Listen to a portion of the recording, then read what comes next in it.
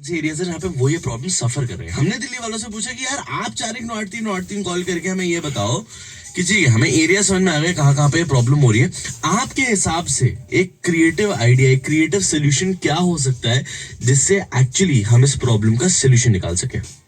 हाँ sir, good morning sir. मैं दीप यादव बोल रहा हूँ हैदरपुर गांव से। सर इसका सॉल्यूशन 2-3 है। एक तो हमारे गांव में इशू क्या है कि रोड के दोनों तरफ रेडी पटरी लगी है।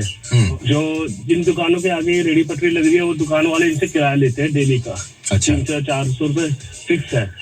तो सॉल्यूशन एक तो ये है कि दुकान वाले किराया बंद कर दे। दूसरा, जो परमानेंट बहुत पुराने रेडी पटरी वाले जो पुराने थे वो जमीन पे बैठा करते थे पहले। तो जमीन पे बैठने से होता क्या था कि वो क्या नाम है, जो हाथ से लेके रेडी फेरी वाले होते हैं वो उनके आगे आ जाते हैं। आगे आने से क्या होता है, वो रोड और कंजेस्टेड होता जा रहा है। तो जो पीछे वाले थे, कि हम ऑलरेडी बात कर चुके थे इस समस्या को सोल्व करने के लिए, तो उन्होंने कहा था कि भैया ये हमारे आगे आ जाते हैं, तो इसलिए हमें भी अपना जो फट्टा पुराना रेडी पटरी था वो आगे लगाना पड़ता है ताकि ये और आगे ना आ जाए। इससे होता क्या है कि रोड और कंजेस्टेड होता जा रहा है। और तीसरा सोल्यूशन के ये है कि हमारे साइड में एक ग्राउंड है, रामलीला का ग्राउंड, अगर इनको वहां पे शिफ्ट कर दिया जाए तो रोड भी खाली हो जाएगा और जो जिनको